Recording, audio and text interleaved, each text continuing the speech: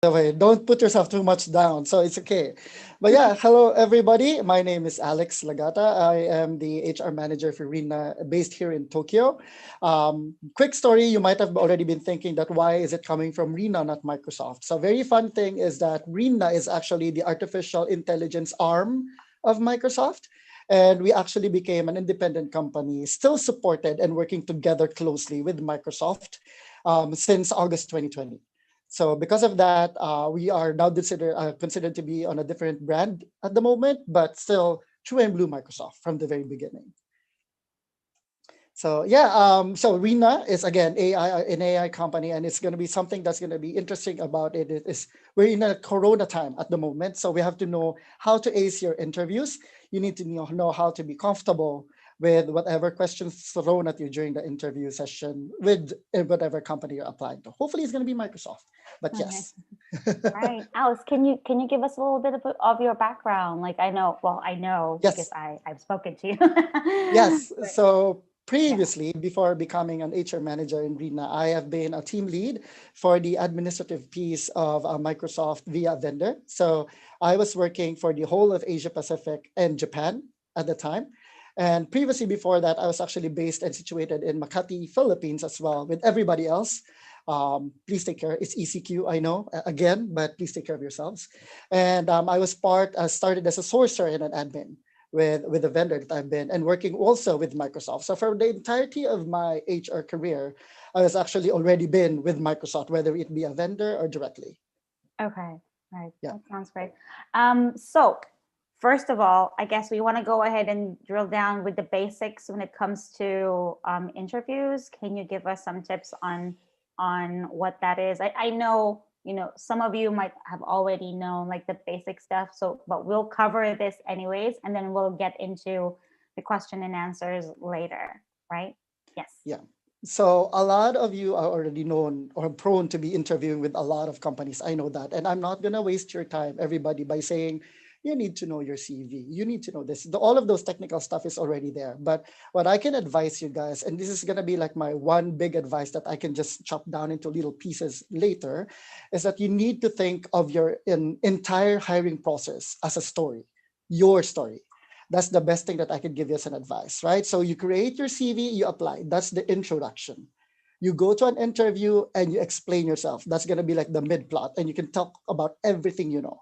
And then on the offer stage towards the end, and I think this is going to be a session for tomorrow, that's when you're going to be able to really kind of nail down the details that you want with the company. But you have to think of the entire hiring process as a story. You don't want to give too much away at the very beginning on your CV. This is why I think yesterday Philip has already talked about how to rock your CV, and making it short and precise and making very crisp.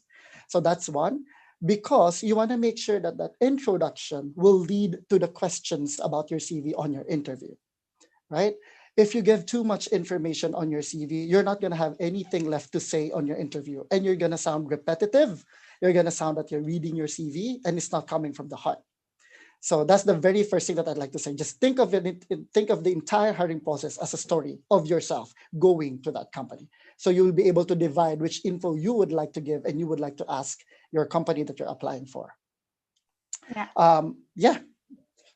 That's actually really interesting because so as everybody here who have attended the last two sessions, which is like your CV and your LinkedIn, think of it as what Alex put it as your trailer, for the Yes. movie, right? That's the Yes. trailer. You want them to see all of the good bits, right? For them to get excited, and Yes. then that when you show up in the interview, that's when you can go ahead and tell all of the nitty gritty details about Yes. So, yourself. yeah, I mean, like for example, if you were to apply for a role in Microsoft Philippines, you don't want to copy everything that's on the job description, right? On your CV. You want to make sure that there's just a hint of what you're gonna say to the interview. So it's actually a good technique that I can advise you, everybody, is that when you create your CV and you're going towards your interview, you want to think that you're making the CV because you're already going to the interview. You write your CV as if it's going to be asked with a follow-up question already. right? If I were to apply for Microsoft again as, as an HR manager for Rena, I would probably write, just for an example, is that I have quantitative results in a project, right? So let's say I was able to hire X number of people, 250 people for university in a year, right? But I'm not going to say anything above that because that's already a good enough statement as it is. You were able to successfully hire those number of people. And then I wrote that because I want to be asked a follow-up question regarding that question. What was the tools you made? What was the things that made you successful in that project? To which I already know the answer, right? So again, it all boils down. I think this is a connection with what Philip has done yesterday, which is to create your CV in accordance to whatever question will be coming your way in the interview process. You have to make sure that you know what's going to be asked next. You have to prompt them to ask the relevant questions so that you will be able to confidently answer those questions. And of course, there are times wherein there's going to be questions that are not on your CV, which is part of the job description. Remember, everybody, that the recruiters don't have time to sit down, or the interviewers for that matter, don't have a day just to look at your CV and ask questions that are irrelevant. Everybody is busy. So what they're going to do is probably 30 minutes or an hour before the interview, they're going to look at your CV, whether it's going to be a recruiter or an interviewer. They're going to look at your CV and see what they can ask from that. They don't have time to say, I'm going to make June's life harder. I'm going to ask a question that's super irrelevant to her CV. They don't have time for that, just logically speaking. So everything, the questions that are going to be asked to you is all regarding your CV and how it matches the job description. So that's a good hint already when you answer your questions in your interview. Another thing to note is that you have two things you need to show on your interview. It's your personality and your communication skills. And unfortunately, because of the coronavirus, we don't have the face-to-face interviews going on. But if you think about it, it's actually good for us because you are in a comfortable space when you do your interviews. You're at the vicinity of your room, you're at your home. So it's easier for you to act naturally, right? You can have cheat sheets, right? You can have like some keywords like posted in the wall while you're doing your interview. So it's going to be relatively easier for you to be yourself because a recruiter or an interviewer would definitely feel if you're uncomfortable, right? And Right. if you're reading from a script, and if you're also just repeating whatever it is written on your CV. Remember that when you're talking on a video interview, you have the privilege of having a second monitor and having your cheat sheets there. But also remember that the recruiter or the interviewer also has a privilege to do a second screen and have your CV posted there. So when you say, hey, this is what I've done and I've done this, and it's exactly the same wording you had on your CV, it's just gonna be like, oh, this person is not prepared, Yeah. right? Yeah. It's like I So already know that. yes, we already know that. That's why you're in the interview. You passed the CV screening, which means all of the information you wrote there is good, but we need more. If you reiterate that, that it's just going to be moot, right? But yeah, on the video interview piece, what is very hard to show is personality and communication skills. Sometimes, we are in the Philippines. We do have a lot of problems with the internet, unfortunately, but that shouldn't stop you at all. You should still be composed and comfortable, and it just happens every time. Like for example, I am in a live YouTube video at the moment with everybody else on Zoom, but my video might stop, but it shouldn't stop me from being comfortable because I know that the topic at hand is my skills, and it's something that I already know deep inside. And you need to show that personality and your communication skills. It's very hard to show that in a video interview, but what you can do with that is to just make sure you're comfortable by doing like natural hand gestures like this. If you want to explain more and you're doing this, don't try to stop it like that because it shows, right? Like, oh, don't be like a robot. Just be natural, be natural, be yourself, and show to your interviewer that if I were to land this job, let's say it's a sales job, if I were to land this role, I can be like this. I can talk naturally. I can have a bubbly personality that's going to be engaging to your clients, right? You don't say it directly like this, but it shows during your video interview. And it also shows your tech skills, right? So another advice that's stemming from that piece of sentences or like advice that I gave is that be over prepared, especially with your network. If you know that your network is a little bit bad from the very beginning, you could just say, hello, my name is Alex. At the moment, I'm not having any technical difficulties, but if I apologize if that happens, see, it shows you're prepared, right? Everybody knows there's a lot, like in Tokyo, we have very good Wi-Fi. So that's good, fortunately. But unfortunately, in the Philippines, I know it's gradually going to be good soon, hopefully, I'm praying, but there's a lot of problems with network. So you have to just address that. Don't try to hide it. Just be natural, because your communication skills and your personality doesn't show on your CV. What you write on your CV is your technical skills. So if you pass that, it means that they're already interested and they're already keen on your skills. What matters to them now is your culture fit. What matters to them now is your communication skills and the way you project your personality towards your interviewer. Right. That's really good. Actually, I'm guilty of this, but by the way, like, I mean, like, I look over CVs, right? Okay, they check all the marks, they got all the requirements, and then I normally invite people for interviews so that I can get a feel if if this person's going to work well within our company. And that doesn't, it's not in the CV most of the time. That's, you can't see that, like Yeah. the chemistry between you, like how do the banter is, like the, is this person bubbly, is this person smart, is this person, those little things that we don't typically don't pay attention to, because we are always thinking about our CV. um, those actually matter. Our personality matters when you're in an interview. Just to give everybody a heads up, by the way, you feel free to type in your questions in the chat and I will read them for Alex. But for now, while we're waiting for everybody to do that, you can also raise your hand if you have a question. But now I want to go ahead and go over some of the most frequently asked questions, when it comes to interviews. So this is a hot topic. When is it okay to start asking salary questions? Right. Okay, everybody, in the offer stage, salary would definitely be talked about, right? So you don't want to be, when you first have your first interview, you want to show your motivation towards the job, not the benefits. That's a big red flag.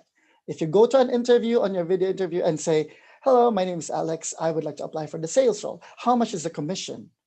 It doesn't show how much you want to do best at your work, but you're just after the benefits that the company will provide. So that's a big red flag. Please refrain from doing that. Don't be afraid that you didn't talk, or the interviewer or the recruiter, for that matter, didn't ask about your salary. It's going to be a process, and we can't offer you without salary negotiation. So just be patient and wait for that.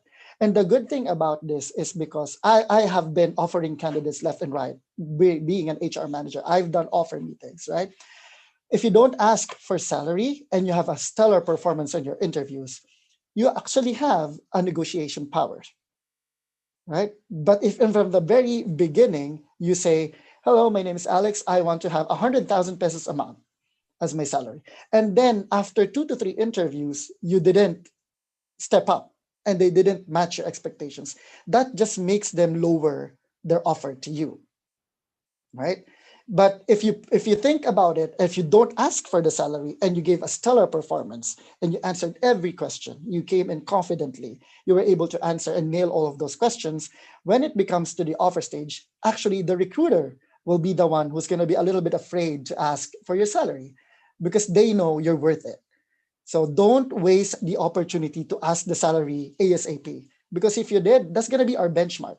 I had a lot of interviews as an HR manager where people would say, "Before I go to the interview, I just want to make sure that my expectations are being met," right? From the very beginning, when they approached you, if you didn't apply and they approached you via LinkedIn, for example, they know what your salary structure is already, even without you telling. Of course, not the nitty-gritty detail, not the money itself, but they know what role you are in. And every HR recruiter knows the range of those roles. So you don't have to reiterate it. So make sure that you put your feet first there by nailing those interview questions before you say your salary. It's like shooting yourself in the foot if you do that. Like, "I have 100,000 peso salary. That's my expectation." And then the feedback from the first, second interview is, "Okay, it's an okay hire." And then on the last interview, it's like, "It's a weak hire." Then you won't be able to negotiate that salary, because you already know, and they already know that that's your expectation, right? So my advice, don't ask it, negotiate it at the end during the offer stage. And Right. also, if the salary was very, very low after your interviews and the role is a step up from your current role, honestly, why bother go to that company, right? So if you're really happy with you, and we work for passion, we work for motivation, but at the end of the day, we work for our families, we work for our living expenses, right? For whatever reason we're passionate about. So yes, it's not good to talk about salary, but that's the reality of it. We work for a living. So that's something that you know, and that's something that your HR or interviewer knows as well. Right. Just to follow up on that, the comment that you said, HR people normally knows your salary range, right? And Yes. this is very typical if you are like headhunting, like if you Yes. are looking for people who probably already have a job and then you want to kind of pirate them Pirate them. Yeah. into another company.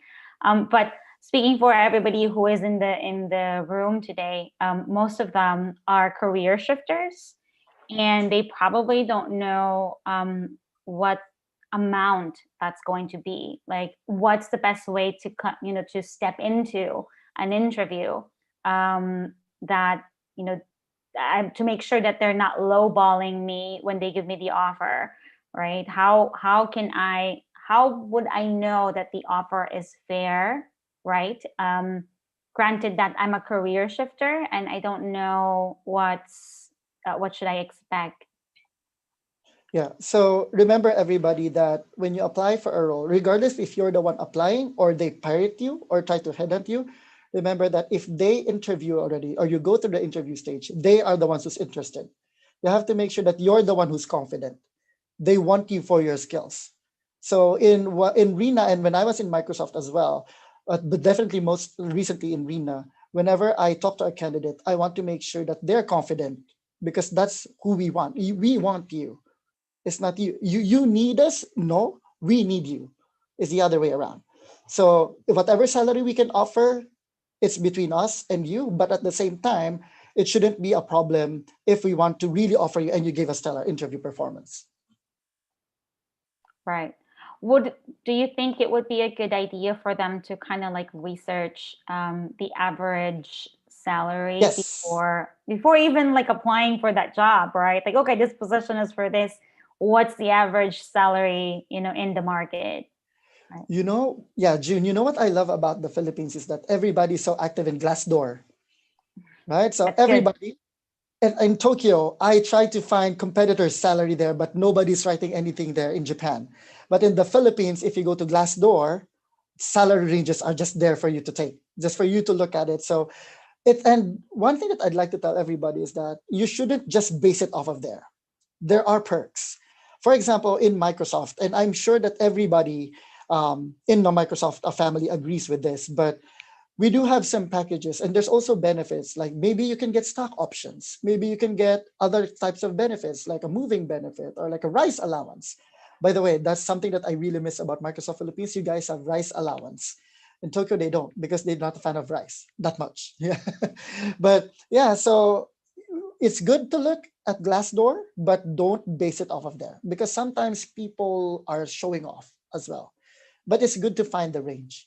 So when you look at Glassdoor and you find the ranges of the salary from the company that you're applying with, make sure to ask yourself which, in that range, which will be your comfortable zone.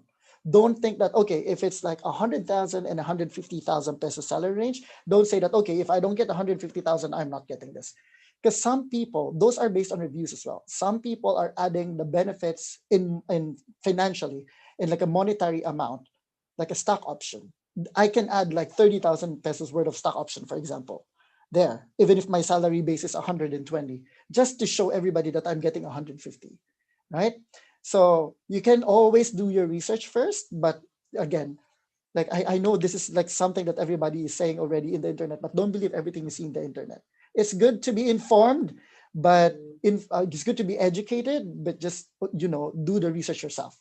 Don't be like influenced by other people.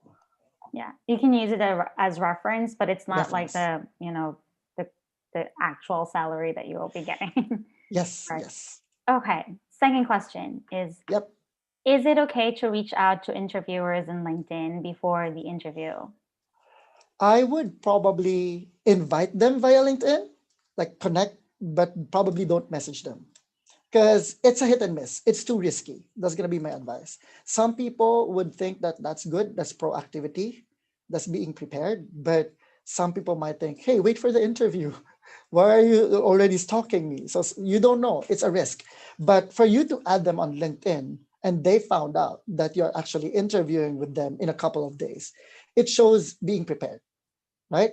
And if they ask you on the interview, like for example, hey June, why did I saw you add me on LinkedIn, and then you can just say, hey, the reason behind is because I want to know, I'd like see the background of my interviewer. It's not being a stalker because LinkedIn is a professional site, but it's more of just being prepared, right? So I added you because I wanted to see the background of people who joined this company so that I can also align myself to that. So it's a very good way of answering. So you can add them and you can actually click them on their view their profile on LinkedIn, even if it shows you clicked on them because it shows preparedness or proactivity. But probably not good to start talking to them and say, hi, I'm interviewing you tomorrow. It's not a good professional way of doing those. That's gonna be my advice. Yeah. Right. Very good points. It's like it's okay for you to look them up, right? But Yes. maybe hold off reaching out to them. Yes. Mhm. If it's an interview, like this is another thing. Recruiters, like reaching out to recruiters directly in LinkedIn. And I might be guilty about this because we actually encourage some of our learners to kind of like, if if you're really like gunning for it and like want to if you're really interested in working for the company, for example, right, you can go ahead and try to reach out people in the recruitment if they have any available jobs or whatnot, right? So we do encourage them, not on the interview phase, but we do encourage them, like if you are looking or searching or trying to find out more about the company, to reach out to people in recruitment. Is this a good thing? Is it a bad thing? What's your personal opinion? It is a good thing. So recruiters, you can bother them because that's their job. Recruiters is there to find people, and if you're one of those people who wants to apply to them, then lucky us, right? Lucky HR team.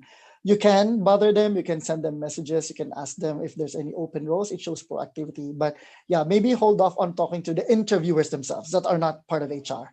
So that's a good way to separate it, June, I think. Yeah, that's a really good point because most of the time, some of the interviewers aren't really people in HR, right? They are either they are part of a specific team that you are going to be involved in. Maybe they are in people operations or the CTO of the company or whichever department it is, because it's in the interview process, right? It's part of the interview process. Where in the very first one is a recruiter, and then there's going to be other people in the pipeline. Now that we've mentioned it, the interview pipeline, Yes. I want to make a follow-up question on that. So what is it the typical? Well, maybe we can go ahead and take Microsoft an example, but we can also take other companies that you work with as an example. What's the typical time frame? From the very first time that we've sent out invitation for an interview to closing an applicant, right? And what are the phases that you go through in between? So just to kind of chop it all up and make sure that it's clear, the first thing is that we really interviewers or the HR process really wants to be fast. If we can offer you within a week, then that's the best case, right? If we can offer you in a month, that's okay, but we definitely want to speed things up. So that's something that everybody should know. So also, it also is not a good idea for you to be aggressively applying for the role. And then when you're asked for an interview, you're going to say, oh, I'm only available 3 weeks from now. It sends mixed messages, right? So as a recruiter or as an HR manager, I'm looking for people who are really, really into applying for the company because they are loyal to the brand.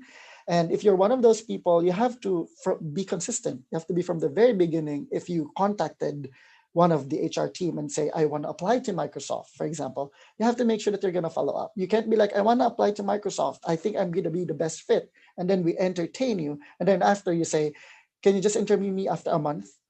Like, I thought you want to apply for Microsoft, right? So you should be open to do your interviews at that time. Make sure that you're available for the entire hiring process, from CV screening, from interviews, interview loops, or until offer stage. Make sure you have time. Then if not, then don't apply yet, right? Yes, and then if I'm going to chop up the stages of the interview pipeline, yes, we do usually have a week to source for candidates or like entertain applications. Once we send you an email for an interview, we hope that you'd be able to answer within 24 to 48 hours. Of course, everybody's busy, but if you're the one applying, again, consistency is key. So make sure that you're actually responding as fast as you can. Well, you don't have to respond on midnights, but 24 hours, business days, business hours, right? So everybody works in business hours too on the other side. And then after you do the interview, this is gonna be like a little secret that I can tell you guys, not just in Microsoft, but with every other company, is that if the role is really sought after and it's really like a high role that needs to be filled ASAP, you would feel that from your recruiters. They would answer you right away, whether if it's an evening, whether if it's in the morning, whether it's outside business hours, they will accommodate you, which means you should also take that advantage, right? If it's gonna be a role that's open, but people they're still looking for competition, like they're looking for other more candidates aside from you, you would probably feel that from the recruiter as well, and you should know how to read that. If the recruiters or the HR team is kind of stalling you after your interviews, if you're going to get an offer or not, it means just one thing: they're looking for another person to like to look at compared to you, right? Or they have another person that's like ranked higher than you, truth be told, and they're waiting for that answer. So that's just one of the two things. But if you're the top candidate, you would feel that from the process itself. They're gonna contact you. They're gonna make you. I tell my recruiters to make sure that if this is the person's the top candidate, make them happy, because that's our top candidate. So if they have questions, answer them. If they have processes that need to be filled, or they have like some inconsistencies or questions about the company, answer them, tend to them, because that's our top candidate.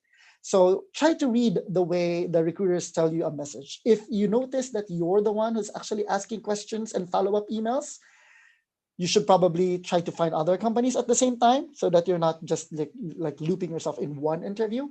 But if there's the one that's always, hey, let's say June, are you available for an interview? And then you didn't respond for 2 days. And then another day, June, I just sent you an email. Did you receive the email? So it's not being they're not trying to annoy you or be too persistent, but they actually are very much invested in you. So the timeline of the interview, the time of the interview actually varies if you're the top candidate. So you have to feel that as well. And if you feel like everything's going smooth and they're tending to you in the interviews very like easily and on time, then you know you're doing a great thing, which relates to what I said earlier about the salary negotiation, right? If you're doing at that level, you're performing at that level, then you know you can negotiate at the end with your offer. But if you're the one chasing and you're the one being the one asking, first of all, foremost, that's not a good practice for HR if candidates will be asking you about updates. So I hope that doesn't happen to you. But at the same time, you should feel the room as well. Right. Really good points. So funny how recruitment is so much like dating. Yes, yes, Right. definitely. Yeah. And so you were saying about like if you were the one chasing, that's probably not a good sign, and they have other options that they're going after, right? So a lot of times we get ghosted by Yes. recruiters. This is a real deal, people. And I can feel, the pain of the rest of the group as well. They might have experienced the same thing. How do we handle that? How do we handle being ghosted? We've already went through the first interview, right? And typically I would advise them, or like tell them, look, ask for when can I hear you, can I hear back from you, or what is the time frame that we I get some feedback or whatever. How do we handle if we don't hear anything from the recruiter? So it's a good idea to ask, of course, for timelines. But at the same time, whenever you have a chance to talk to your recruiter, just ask everything about it already, right? So if your recruiter is talking to you at the very, very beginning, before the first interview, you can already ask, like, what's the interview timeline wise? Because I need to, and then a good excuse for that is for you to say, because I need to fix my calendar, right? So if I were to interview in the first interview, what do you think is like the normal timeline where I'm going to receive feedback or if I'm going to move to the next interview. You can ask that from a recruiter because before we start our sourcing, before we start our recruitment, that's already planned out, right? And if you don't hear from them, this is a good chance for you to know that you're not the top candidate. Wherein if you get called right after a week or two, which is a very, very slow, it means that if you go to the next interview, it means you need to nail the next interview. So go back Right. and reflect on your first performance on your first interview. Look at it as like what went wrong. What do you think you were uncomfortable with? What questions did you struggle with? And make sure that you know how, you have answers on that. Because let me tell you something. In the calibration stage of interviews, so as an HR manager, my job is to join all of the interviewers and have a meeting with them with regards to the feedback, right? For Microsoft, we do have systems in place to just read the for former interviewers' feedback, right? We put the input there all the time. We put the feedback. We say June really went well with personality and communication skills. She had a hard time answering this type of technical question. We put that on the feedback, which is like an advice to the next interviewer to probe on that more, right? So if you have 2 weeks space between your interviews, but you were still fortunate enough to be called for the next interview, please think about it as you're not the top candidate, but you're still a candidate in the running.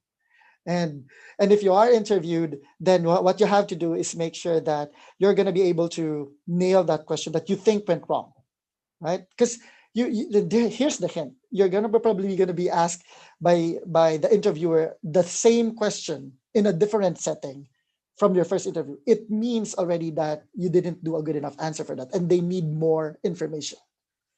So always self-reflect.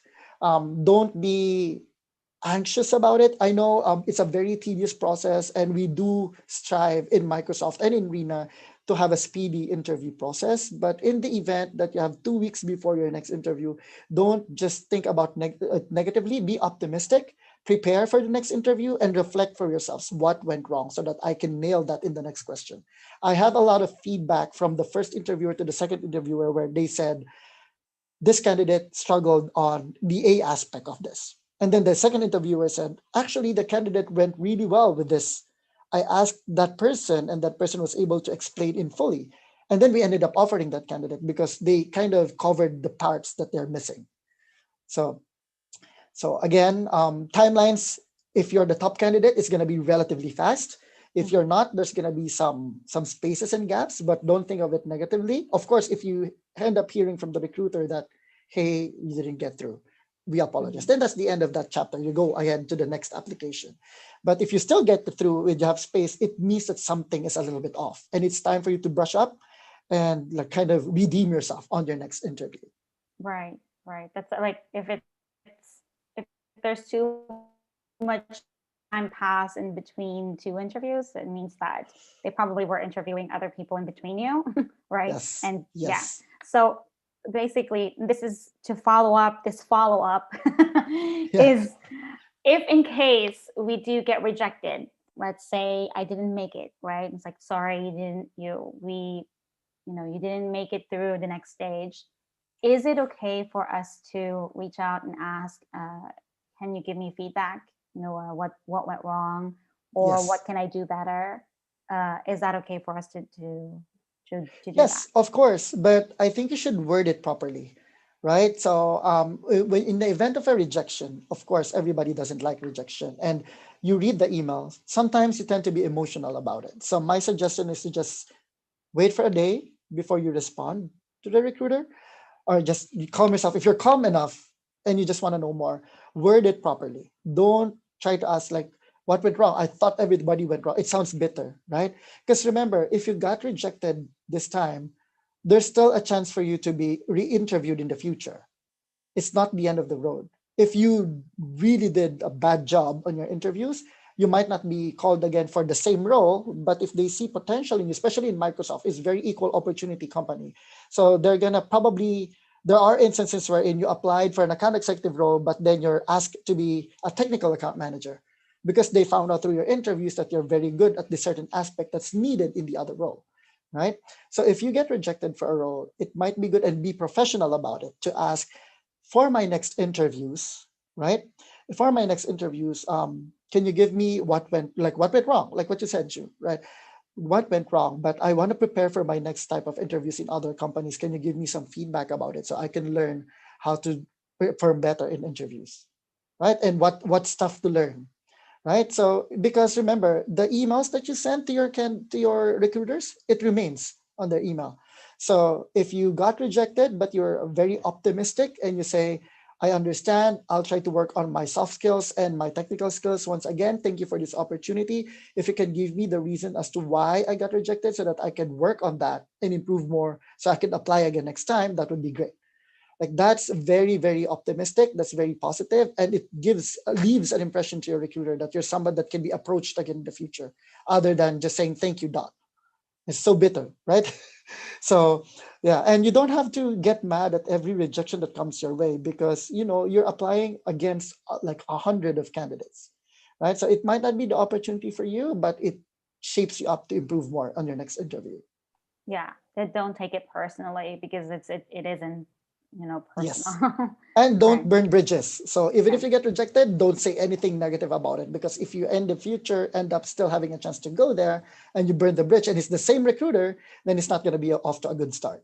Right. Yeah. Exactly.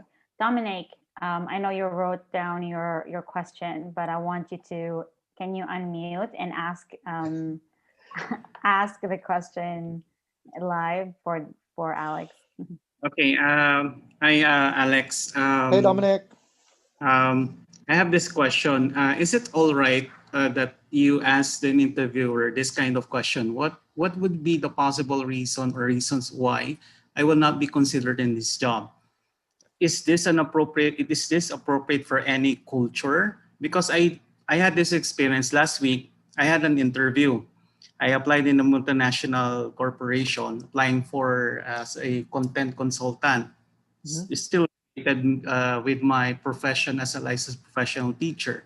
However, the interviewer, it seems that she got annoyed with my question, and she told me that she cannot answer my question directly, but she would just give a generic answer that they will still have time to deliver it, and they will inform me what will be the result of the deliberation. Because the reason why I did this is just like I tried to apply what I have learned in one of the videos that I have Mhm. watched provided by WorkRemote, that this can be done. But it seems that for Filipino culture, it's not.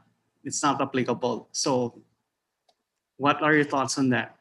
Yes. So unfortunately, in the Philippines, I think our culture is always trying. Some recruiters try to avoid conflict, right, Dominic? So they don't want to give you the negative news themselves. So that's one thing you have to understand. So some people try to be professional enough not to give bad news, but in reality, actually giving bad news to someone who's eager to learn and improve from it is a good thing, right? So I sympathize with you with what happened on your interview that week, but I didn't think you did anything wrong. Maybe in the future, though, you might want to reword your question, right? So if you were to ask that question again, like your question was, what would be the possible reasons why I am not considered on this job, right? So again, maybe in the future, you just say, for my improvement, what do you think would be something? Oh, you can reword it in a way where, can I ask for Mm, your advice on my next interviews? What would you think I should do more? Instead of okay. actually, yeah, if you ask a question in a negative connotation, like asking that why I am not considered for this job, it's already starting off negatively. But if you ask like, thank you for your feedback, I appreciate your time, in the future, what would be your advice for me to be successful in the next role if I ever to apply? And then Okay. the good thing about that is that they're going to give you actually what you missed in a good way. And it makes you feel good. It doesn't make you feel negative at all. It doesn't make you feel like they're attacking you and they're like looking down on your skills. Because if you were to ask me that question, and for example, you struggled on, let's say, communication skills, right? I would probably say, hey, in the future, yeah, I mean, you did really well, but maybe a little bit use of your choice of words, for example. So you know already that that's their feedback, but they were nice Mm, enough to give it to you because you stayed positive through it all. I really, really applaud your bravery in asking that question to your recruiter because you get rejected and you want to improve. But yes, I think it's just a matter of using the right words. okay. Yeah. Thank you. Yes, Filipino culture is very like they don't want to engage in conflict. and they don't want to be the bearer of bad news. So Okay, Yeah. thank you. Yeah. And just to add to that, we're very low context. That means that we kind of try to beat around the bush, right? Yes. Because exactly we don't want to have that conflict. And so asking them straight up like that would probably be a little too, upfront, too forward. And it's like, and they don't want to be the one that says like, oh, because you did this and this and this, right? Which are Yes. like bad. I guess not bad, but the reasons why you were disqualified. But just exactly what Alex said, if you word it out, like you would still get the same kind of feed. I mean, you would still get the end result. It's just that you ask it in a different way. Does that make sense? Right. Yes, that's true. And Dominic, just to add one more thing is that sometimes interviewers that are not from HR, they don't know how to address candidates. I know this because I actually guide our interviewers and our managers on how to talk to candidates, right?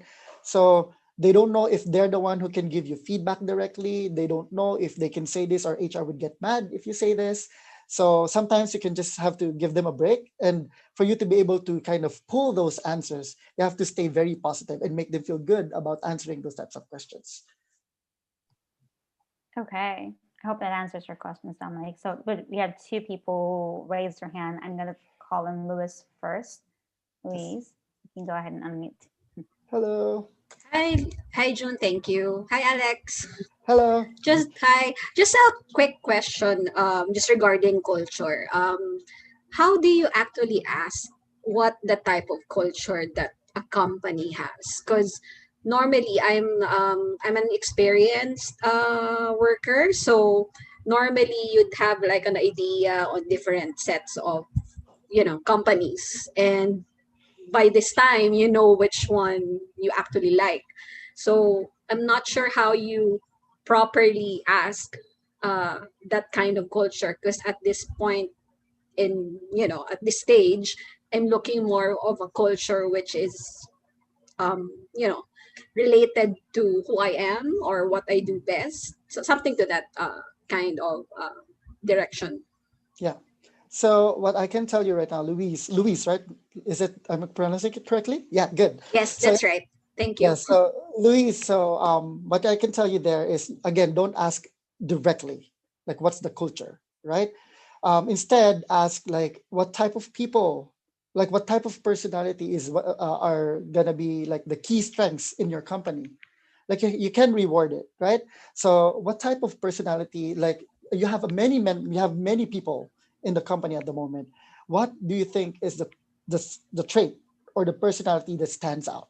That type of question already shows culture, right? So probably Right. the HR manager or the recruiter would say, you know what, proactive people really do well in this company. So it shows that it's a Mm, competitive culture, right? I And see. like people who are very communicative, that's what we need. So those types of, I know you're not addressing it directly, but if you use that Right. to your advantage, those types of questions like what traits do you look for in your team members? That's already asking about culture, kind of Mm. like subliminally. And then the other thing is that how is how is everybody working? Is it working remotely? Is it what's the type of work setup? Mhm. That's also a good question that answers culture, because sometimes interviewers, if it's from HR, if it's a recruiter, they should know the answer. But if you ask culture, that's too generic. They wouldn't know where to start, right? So like, what's your culture like? So the interviewer would probably like, in what sense? Is it about it's about the work-life balance? Is it about the remuneration? Is it Mm. about the people interaction? So they wouldn't know how to answer it. So if you word it differently, you would be able to kind of get the gist of it. If you're looking for team members, right? Just Mm. ask your team members, like in your team, what would be the best trait that you're looking for, right? And what's the trait that you're avoiding at the moment, right? So Right. that's a good question already to ask. And then if it's like work-life balance, right? So I'm a mother, for example, I am a mother of two, I'm a mother of one. Is it okay for me to work early in the morning to compensate for leaving in the a little bit in the evening, in the afternoon? So those types of questions, it shows work-life balance already, right? I see. Because it's also a little bit, I think, under our disadvantage, Luis, if you ask them the culture, because they're just gonna sell everything to you again I've done that. I'm guilty of that. If you ask me, Louise, like, Right. what's Rina's culture like? I'm just gonna sell you the good stuff. But if you ask them about teammates, if you ask them about working hours, right, directly, Mm-hmm. they would probably give a hint already of the culture. So yeah, be very strategic. That's gonna be my advice. And if your Okay. interviewer doesn't answer generic questions, probably stay away from like questions that are too general. I see. Yeah. Okay.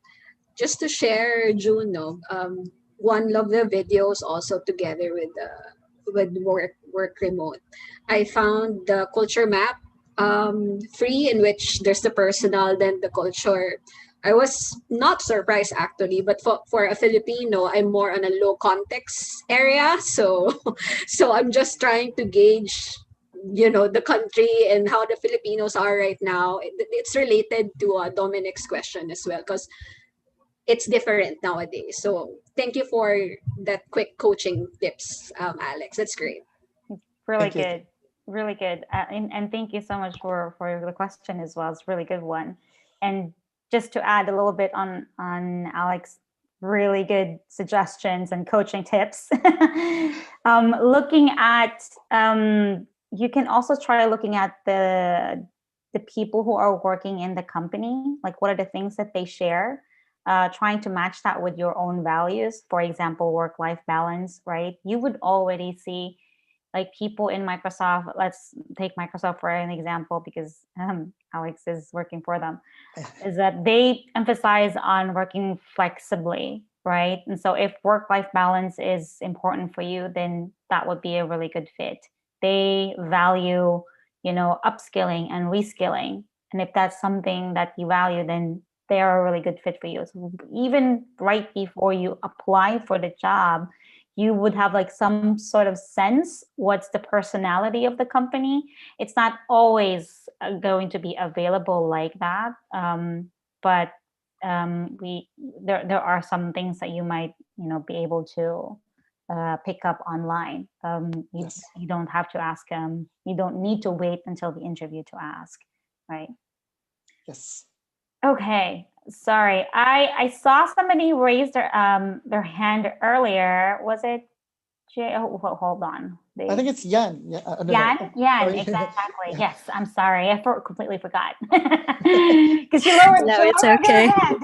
Yeah, I lowered. Sure. Hi, I lowered it again because actually I was just about to share. Yes. Not really to ask questions, but I probably would like to share my insights. Both on two sides. I'm into HR as well, so I totally agree with what Alex was saying earlier, and also of course now being an applicant or um, also looking for jobs. So no, I just like to share that sometimes with the question of I'm not sure, Dominic, earlier on trying to ask for the reasons for being disregarded for the position. I think it's sometimes we tend to not realize that from an HR's perspective, sometimes you're one of the top two people who are already being considered for the position. So sometimes it's not because you're not qualified, but maybe you are, but you just don't fit for the culture. So sometimes the rejections like that would even be for the better, because if you're not fit for the culture, then somebody else is better for that, or you're better for another position outside. And so it's not your fault. It's just that you're not the right person for that. Unfortunately, in the Philippines, most of the people in HR don't really care to tell or even probably say it in a professional manner through email. Although right now I can see that there are a lot of companies who already do post application, reports, or probably an update to the applicants. And so really also probably on your wordings now, because sometimes you have to also build up a relationship with the recruiter or with the HR people, because I totally agree that sometimes you may not be fit for the role that you applied for, but since you're already processed for a certain position, your records are already with the company or with a headhunter, with the recruiter, so you would just probably ask for updates from time to time, and they could profile you for other positions that might be more fit for you. So that's just probably my share of the thought as an HR person. And also on the other side, on the other perspective naman as applicant din, syempre, it's two-way, diba? You ask for they're asking you as the applicant, and the same thing, you're also asking the company for the culture or whatever, because it's an interview, diba? It's not one process lang or one side lang. So it's totally a good stage for us to know each other, para ganon, diba? So will I also be fit for this position? Because sometimes you feel that this is a dream job, but in the end, or during the process, you somehow realize, I don't think I fit on the culture and even on the way that they process me. So from then on, you would realize, probably not. This is not a good company for me to work with. It's so yun lang. That's the point of the interview. I just want to share lang din siguro. So thank you. Yes, But Thanks, Jen. I'm really good learning a points. lot, and also learning a lot from Alex as also an HR colleague. So maybe that's a good thing for me to learn also from another HR person. Thank you, Alex. Thank you, Jude. No problem. Thank you so much for that, Yan. Yeah, thanks. Yeah, that's very, very good. So at least we know that the HR people think alike. And yeah, to that point of Yan, I wanted to add that everybody, please do not disregard your recruiters. All of the information is within your recruiters, the job description, the salary, the people that they look for. So as much as possible, be friends with your recruiters and treat them with a huge amount of respect, because if you get close with them, as per what Jan mentioned, you're going to get information that you need. So Yeah. if be nice to your recruiters, people. Don't burn bridges, right? Don't burn bridges. Yes, don't Yeah. burn bridges. Okay, there's a couple more questions here in the Honorato. I'm gonna call you up if you could unmute and ask your question. It's really a good one. Hi, good afternoon. Yeah. Hello. Oh, good evening. I'm sorry. Good Yes, Good evening. evening. just simple question. Is it okay to tell to the interviewer that the reason why I left the previous company is because of my health issues? Yes, of course. And to be fair, Honorato, as Microsoft is an equal opportunity company as well, they shouldn't be able to reject you because of health reasons, right? So if you're confident enough to say the reason of your health reason, that's totally fine. But please don't feel obligated for you to tell that. And it's also a red flag for an interviewer to focus on that as well. If you're an equal opportunity provider, it shouldn't be an issue to talk about it. Like, and I think this is a very good way to segue to like what gaps are there in your role, in your CV. And if you're not comfortable enough to speak about it, my advice is to just end it very professionally and then use the solution about it. For example, if you have been out of work for a year because of health reasons, right? And you're not comfortable enough to say what the reason is. For example, if you're asked about that, the good thing to say about it is that, hey, yes, I did have some health issues on this part, so I took a rest, a well-deserved rest from my work for a year. But rest assured, this is not something that's happening with me anymore, or it's something that already been solved. So I will be able to go back to the workforce 100%. Right? So remember that whenever you do an interview on Orato, you're the one. It's your job to make it light, because it shows that you're gonna be a person that's gonna be fun to work with, right? So if the question is uncomfortable for you, you can address it very, very quickly. Don't feel obligated to explain the details, because that's confidentiality, right? If you don't want to say it, that's the reason you're not saying it in your resume, right? Otherwise, you could have just put it on your resume. But if it's not, don't feel obligated to answer that. Just tell them that, yes, I did have health issues, but don't worry, it's already solved. And then keep it Okay. like it's negative, then put it back to the positive. I don't have no problems anymore. I can work 100%, 200%. So yeah, that should be no problem at all. So Okay. Thank you very Yeah. much, Alex. Parang budol-budol lang. yes, budol budol lang. Yeah. Right? Thank Yeah. you. Yeah. Thank you for Thank that you. question. Just to add, Alex, this was addressed, and we were talking about this backstage before, like Yes. the CV gaps about health issues, about issues with the family, or whatever it is, whatever reason why you had to leave the previous company, and and quit your job, and now you're back in the job market. Like that's really personal, and you're Yeah. not obliged to actually Yes. disclose that to them. And it's a red flag if a company dwells on that on the interview. Like, no, you need to tell me why. It's like, why? It's not affecting the work. You're interviewing me to do the work that's needed on your job. And if my health doesn't concern that, if my mental health doesn't affect that, and I tell you that I'm already ready to work and provide results at 100%, then that shouldn't be a part of this interview. So it's also a big red flag if your company dwells on that question. So don't feel offended, because if you feel offended in any of the interview questions, it's going to show on your comfortability, right? So show them that you're above that. Show them that you're the one who's more mature if they ask those types of questions, right? Like, okay, I don't see how this, if you say how I don't see how that's relevant, that's negative, right? But if they ask you on that, just say, shove it off and say, yes, I did have a personal reason for that, but don't worry, it's already done. It's already solved, and I'm ready to go back to the workplace. Yeah, So that's the important part. Yeah. yeah. Okay, Mark, you can go ahead and unmute and ask your Hey, question. Mark. Hello, Alex. Hello, June. Hello. Um, my question is for career shifters or currently the primary caregiver of the family.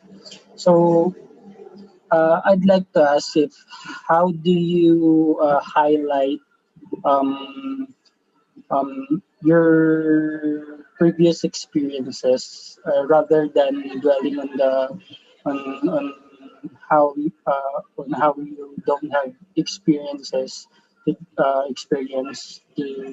the target job you're looking for. So for me to clarify that, Mark, you're asking how do you highlight the relevant experience only, right? Yes, yes. Yes. So it starts with your CV. That's what I can tell you for sure. On the very beginning of your CV, you should probably put like a summary, which only talks about the job at hand, right? If you're applying for, let's say, a support engineer, right? If you're applying to be a support engineer, then you should be able to highlight that on the very beginning of your CV. And if in the interview, Mark, the question is all around the place, all in the place, right? If the question is like that, then it means that they're having a gray area on your CV from the very beginning. So you just need to address that, right? And another thing is that if you want to highlight that you have the skills needed for the job at hand at the moment, try to use the keywords that the job description has. Do not copy every sentence, and do not say every sentence that's written on the job description. Take a keyword from that, for example, and use it on your interview. For example, if you're looking for a role, let's say sales, let's be very generic. It says sales, right? If you're looking for a job at sales and it says you need to hit a certain amount of target, right? This is your target for the year. You need to have 20% increase on blah, blah, blah, right? So you don't have to copy, paste, and say that on your interview that you can do that, but you can use the word target, right? So in one of your interviews, one of your answers, you could be saying that, oh, for the past 2 months, I've hit my target ratio of 25% from the company that was given, that the company gave me from the very beginning. So that in itself already shows how you're aligned with the work that you're applying for, and at the same time, how you are relevant to the role at hand. Okay. Thank you. No problem. Thanks, Mark. Great. Thank you for the question. Kima, you also have a question. You can go Hey, ahead and Kima. unmute. Hi, good afternoon. Today. Good evening na pala. Uh, Good evening. yes, good evening na pa pala. Anyway, I want to thank you for the very educational session that we have this afternoon. My question is, it's related to the salary. So since it's all right to negotiate the rate that you would like to have to get paid, is it also appropriate to ask how you will get paid? Like how is it through PayPal or um, through your bank account directly? And if it is once a month, twice a month, and so that at least you know how you can manage your finances Finances. somehow. So Very important. It's also a thing to be concerned of, especially if you're working from home and you got bills to pay, and at least somehow you can budget the finances that you'll be expecting in the next few weeks or days. So that's, I hope it's Yes. okay. Yes, Kima, it's very, very legitimately okay to ask that question. But I would suggest you ask that during the offer stage, right? And here's the thing, Kima. If you went all the way to the offer stage, it means that among three, let's say three candidates on the final interview, you're the one who got offered. It means you're the top candidate, right? So remember, you can negotiate, right? So if you're in the offer stage and they say this is going to be your salary, this is going to be your bonuses and your benefits, you now have the platform to ask, or the right to ask, okay, how frequent will be the pay, right? And it's not going to be bad because you can always, you don't have to be very direct about it. You can choose your words. I think the essence of this session is always to choose your words, right? With every interview that you have. For example, you can say, yes, thank you for the offer. If it's okay, can I ask what would be the frequency of the salary? Is it going to be bi-weekly? Is it going to be monthly? The reason why I ask is because I would like to manage my finances before joining to the company. So saying all the way to that point in the end shows the reason why you're asking, right? But if you just, probably if you're the interviewer, Kima, or the HR manager, and I'm the candidate, and I say, hi, Miss Kima, thank you very much, but is this going to be monthly or twice a month? And then you end it. It's not in a good way that you ask the question, right? But if you say, I just really want to manage my finances, is it okay for me to ask if it's going to be monthly or bi-weekly? Then there's a reason for you to ask. And of course, a lot of us here in the a lot of us in the Philippines are breadwinners, right? So the interviewer would probably understand why you ask those types of questions. It's not taboo as long as you explain why. Thank you so much. No Thank you. problem. You're on the right path. So just Yeah. continue doing that. Yeah, and also we're gonna have a panel discussion next week on Monday regarding negotiating your rate, and we'll probably dig in a little bit more deeper, on that stage. We dedicated an entire, an hour and a half just about negotiating your rate because we know that's it's a little tricky. It's an uncomfortable. The idea of negotiating your offer is this like unknown for us. Like, what? I can do that, Yes. right? So yeah. So thank you so much for the question, Kima. Just to add in also with the questions. I know we've talked a lot about what to do during the interviews and how to handle rejection and whatnot. So I want to ask, what are the questions I should be asking on the first interview? Yes, that's a very good And can question, I Jim. ask? Can I ask Yes, questions? yes. Yeah. Everybody, my advice, and from all of the interviews that I've partaken as an HR manager, please ask questions, but please ask relevant questions about the role. You're not you're not giving yourself any favors if you just ask about salary, as I've mentioned before, right? It's not going to be good for you also to just ask about what's your favorite color, what's your favorite food. It's not good. So just always, whenever we give you the chance to ask questions, take advantage of that by saying, what's the best mindset going to this role, right? Or is there targets that I need to hit? If I was fortunate enough to join or move to the next interview, what do you think should I prepare for? Or if it's like a role in the and for example, if you ask a question about the culture, that's what Luis was asking, just ask it appropriately, right? So how's your team like? If what would be the expectation for me if I were to become part of your team? It's something you can make it fun because it's Q&A. You can say, after COVID, do we have certain team buildings in effect, or do we have some outings that we go to, for example? So it shows also the culture about that. But whenever you get the chance to be asked a question, never, never, ever say, I don't have any questions. For me, it just shows that you're disinterested. You're not motivated enough. There's a lot of questions you can ask. Probably and usually, just 75% or 80% of the JD is being talked about during interviews for the lack of time. So the 20% that's not being talked about, if you ask that, it shows motivation and it shows your drive to really perfect this interview. So take advantage of that. If you don't have any questions like right in front of you, this is what a window interviews advantages are. You can put it the JD on front of your second screen and look at it. And those points that are not being addressed, when you're talking about certain points on your CV and on the job description, try to highlight those. Right? So keep a highlight on the Word file. And then those that are left unhighlighted, that are not talked about it. Ask your recruiter about it. Ask your interviewer about it, because it shows that your manager, and usually the interviewer will be your manager, right? Your future manager. It shows your manager that you're the one who's going to be able to cover the gaps in his team by just asking the right questions remaining on the job description at hand. So please, please, please ask questions, but not personal questions. Yeah, but I want to be close to my recruiter. You know, your favorite color. Yeah.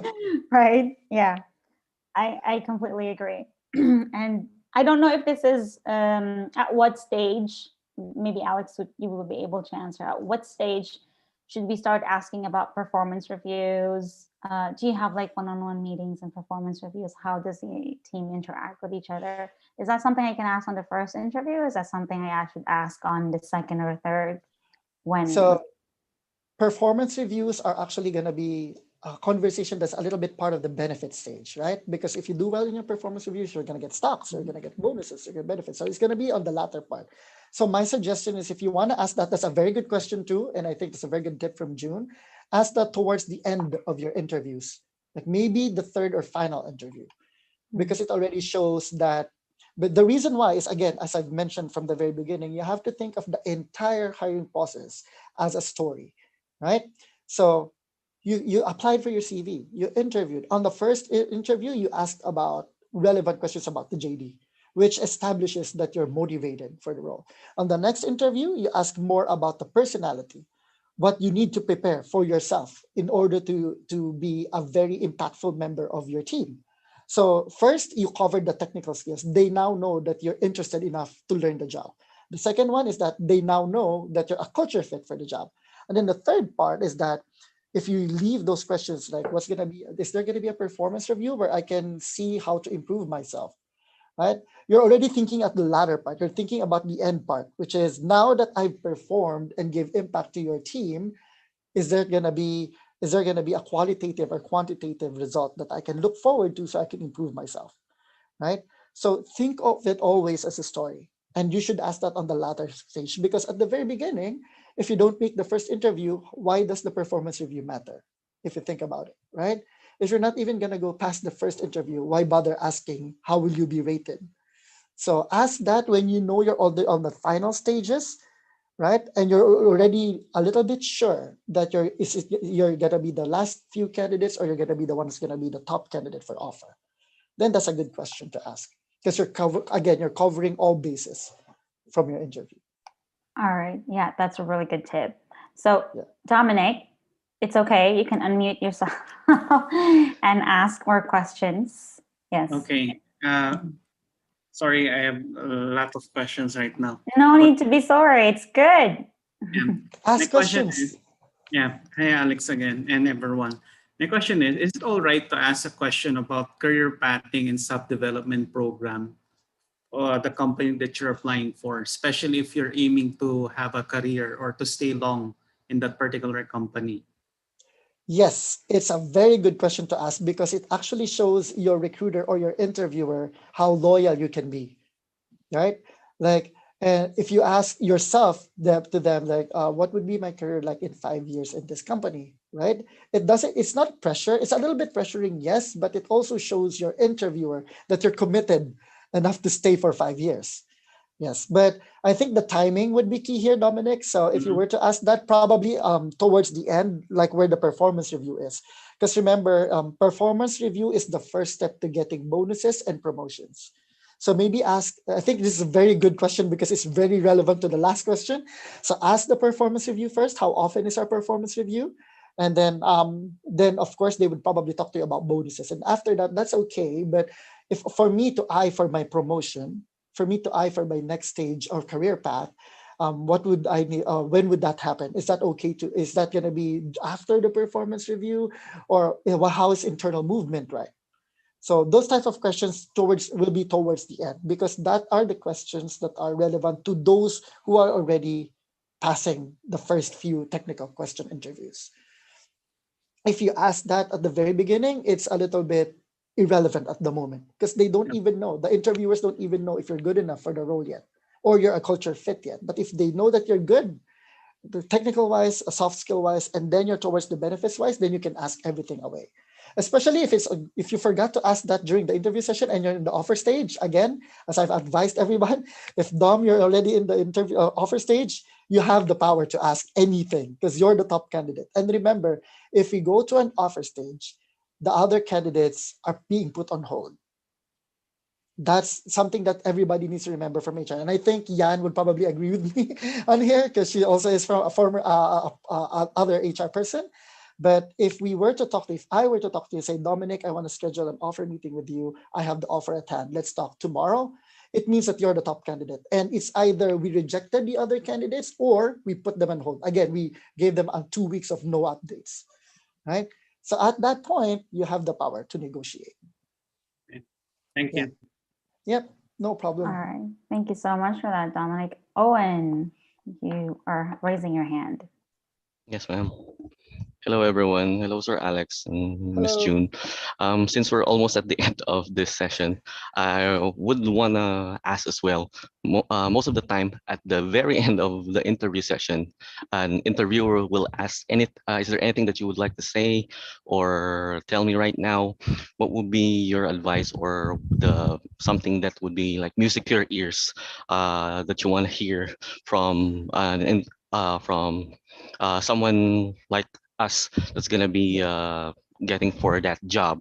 Would you like some sort of like appeal to emotion to beg to get that particular job, or would you like someone to like boast again ourselves that we are the best fit for the job, something like that? Because well, based on experience before, it's something that I did to kind of beg to get the job because I needed the job. However, ayun, I wasn't able to get that. So what would be like a best approach coming from you, sir? Like something that you would like to hear from us at the very end when you tell us what would be our like parting words, closing Yeah. remarks, parang ganun. So my advice, this is very strategic. I like how you think strategically. This is very good. So my advice is for you to be very political. And in what sense? This is where you prove that you listened to your interviewer. At the very beginning of all interviews, probably you would have time to introduce yourself, and the interviewer will introduce himself or herself as well, right? So during the last part, when they say, oh, you don't have any questions anymore, is there something you want to say to me? First, be grateful, thank them for their time amid their busy schedule, and then go back to whatever introduction they made about themselves and make a connection. So you don't have to beg, you don't have to plead for the role, because again, you were interviewed, right? And as what June mentioned a while back, you want to be close with your recruiter, you want to be close with your interviewer. So if you listened well enough during the interview, and for example, I'm your interviewer, and at the very beginning I say, hey, my name is Alex Owen. I am the, let's say, engineering manager for Microsoft at the moment. I have a hard time, blah, blah, blah, doing this. And I would really want somebody who would be able to do this. Remember those words. If you are on the again, of an advantage of a video interview, you can take notes on your second screen, or you can take notes on your pen and nobody can see it because you're not face to face with the interviewer, right? Where your hands are just under the table. But make a connection. So we were in that situation, and if you tell me, okay, Alex, thank you very much for your time. I know you were very busy. Thank you for all of those questions that I think can improve my skills. I really appreciate the fact that you told me about what you want on your engineering team on the very beginning, because it kind of appeals and sells yourself as somebody who listens. And it reminds you, remember that this is a very cliche thing to say, but I actually saw this from my friend, a recruiter of Microsoft in Japan as well. She posted this on LinkedIn, I think 2 days ago, but people would forget how you talk to them. People would forget how you treated them, but they would never forget how you made them feel. So at the very, very beginning, very, very end of your interview, make them feel good about themselves. So that's a connection. So say that if, for example, Owen, you were the one who asked me the final question, right? Let's say that's a final question. I'll probably say, Owen, thank you very much for your time. I know you're very busy. thank you for asking that final question about how to be strategic in interviews. I think that's going to help me a lot, especially if I will become a member of your team, right? You're making that connection. So you leave the interview making them feel good about the interview, that of course, right after they need to write their feedback. So if you left that interview with a very, very good impression, a very good connection with them, I probably think they wouldn't say anything bad about you. Or if they were, they're going to be very nice about it. Yeah. So use that time to make that connection. Yeah, I think I put it in also in one of my questions, like how to make a good impression on the first call.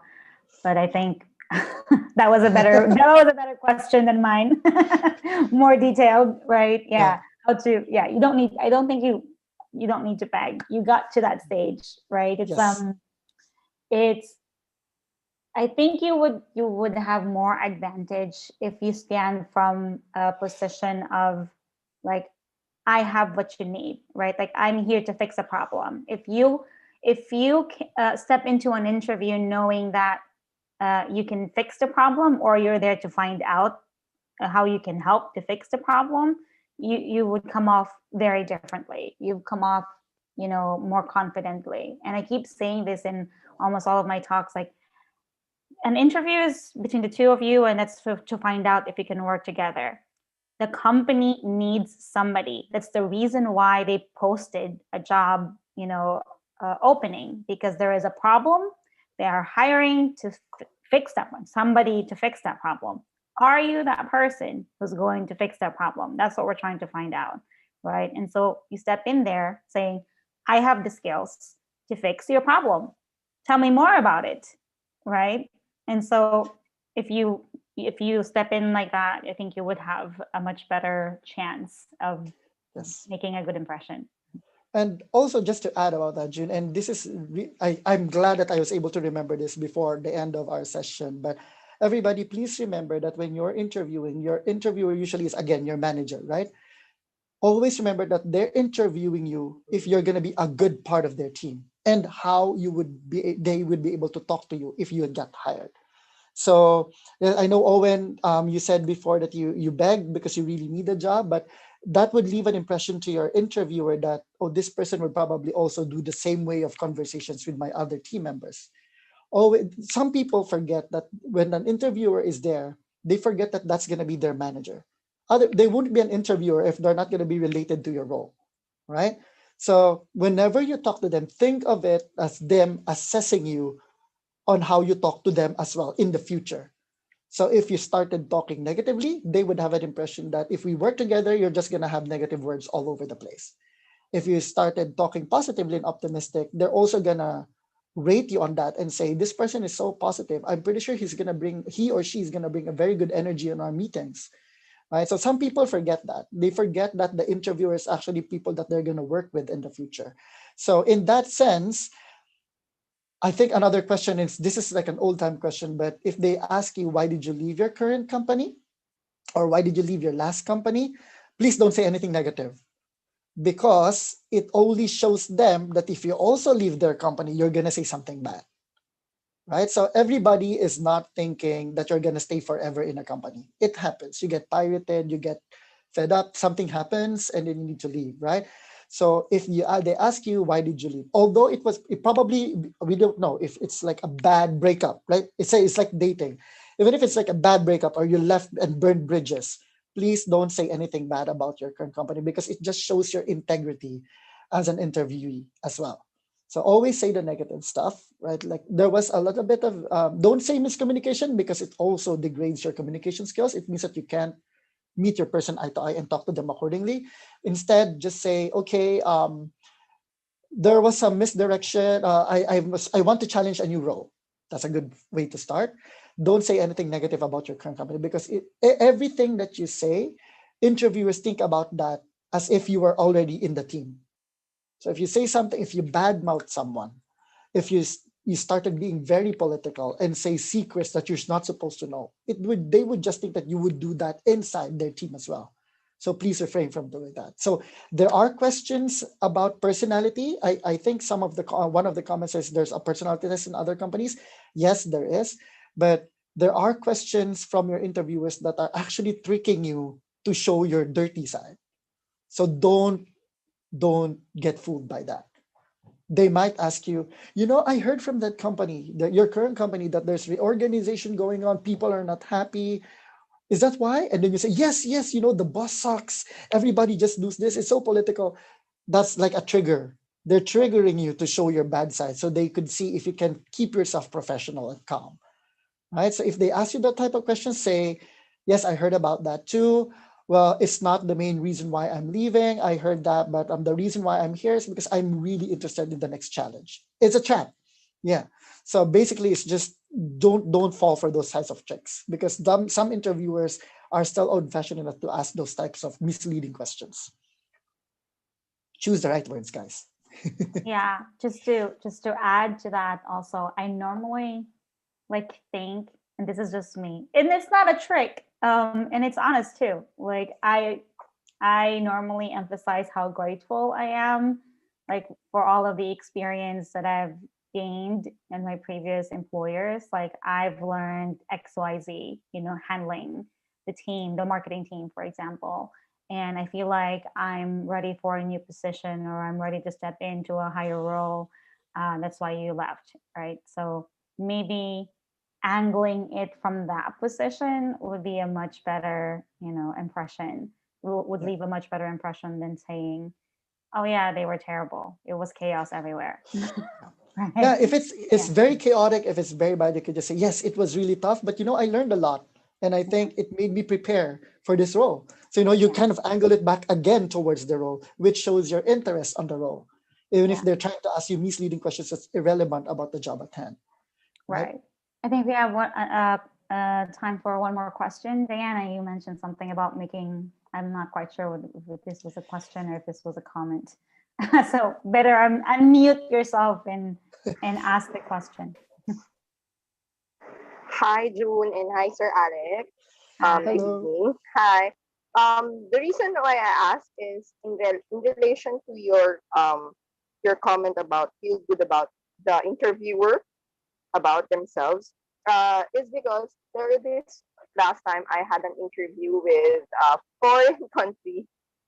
Maybe he's a team lead, and then at the end of the conversation, he was asking me there is a if there is an experience that I help another person put up or guide him in terms of putting up a Facebook page, and then he's like an oldie or whatever, a non-techie. So I answered his question. Well, the reality that I helped really my auntie, well, he's 65 years old, putting up a Facebook page using a landline. So he's not techie. So at the end of the conversation, uh, we were laughing because it was really like it's a comedy. Like auntie, it's like blah blah. It took 2 hours for me to guide her. And then at the end of the meeting, he was laughing and he told me that I'm I had the patience of guiding the auntie of 65 years old, and at the end of the conversation, he felt really good about the whole conversation. But then I wonder, he didn't reply to any of my emails at the end of the day. So maybe I didn't get the job. So my question was, is it good to make the recruiter or the interviewer feel good about it? Or, he was really engaged in the conversation. So I was really misled that maybe I'm actually uh, answering his questions right. But he asked me the whole process. So I told him, but I didn't get the job. So there. Thank you. No problem. So Diana, your question is very, very nice. So when it comes to making good connections, it's very important. But also, my advice is for you to read the interviewer, right? So what I know for a fact, having being an HR manager now, is that there are a lot of times wherein interviewers have separate or different, very different personalities. Some interviewers are very logical. Some interviewers want to just wants to get to the point. Some interviewers like fluff or like flowery words. Some interviewers like to laugh and take it very casually, right? So you have to match those, because again, that person, that interviewer, if it's not from HR, will be your manager. So My advice whenever I do interview preparations with my candidates for RINA, I always tell them what the personality of the interviewer is. So you can also ask that question with your recruiter, right? So you can ask your recruiter about, okay, I'm going to be interviewing with Mr. or Miss Santos, for example, or Mr. and Miss Garcia. That's the names of my best friends. Yeah. So those people, right? So and if the recruiter say, oh yeah, Mr. Santos is very, very strict, he's very logical, and he wants to go straight to the point. So take that hint, and when you talk to them, try to match that energy.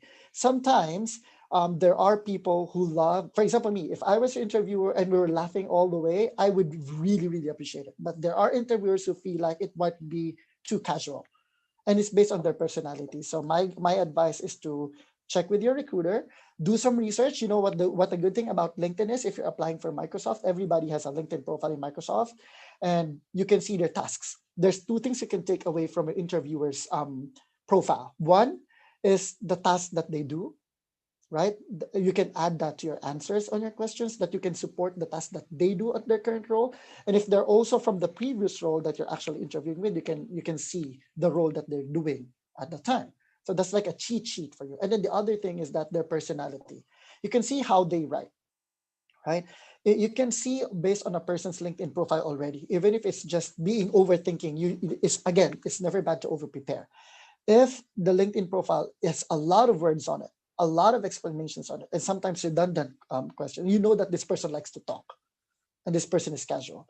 But if you see somebody who's like, "Hey, Alex Lagata, HR manager of RINA, recruiter, team lead," and then nothing else, it might not be because they don't want to be that casual in a professional setting. So looking from that, when you talk to them, try to first engage. And this is where I think, Diana, you would get a lot of hints, is when they do their personal introduction, right? You do your introduction first and then they do theirs. If you feel like they're not as friendly, then try to be as logical and try to be as straight to the point, right? But if they're very casual, like talk about yourself, and they start talking about their pets or the sports team that they love, then you know that you can make it very casual.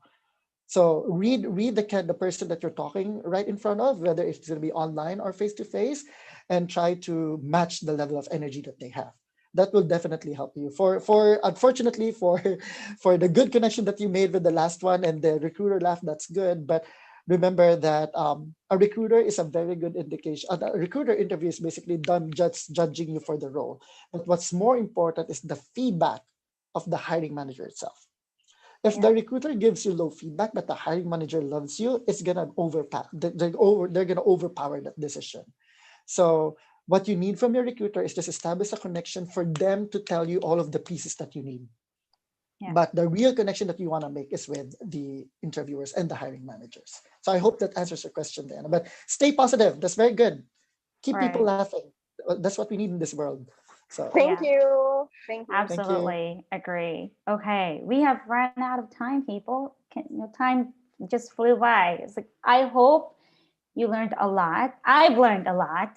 I'm actually in this industry too, right? And so it's really good. Thank you so much again, Alex. If anybody wants to reach out to you, I think people, like as we have mentioned, try to connect with more people, right? Is it okay for them to add you in LinkedIn and reach out to you? Okay, Yes, very please feel good. free to Right. add me on LinkedIn and ask me questions. If I have time, I will definitely answer them. Please, Right. let's keep Okay. connected.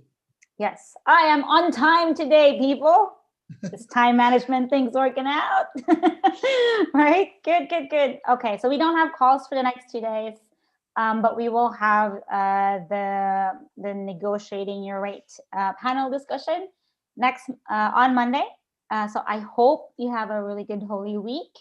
I hope you enjoy the long weekend, and I will see you next week.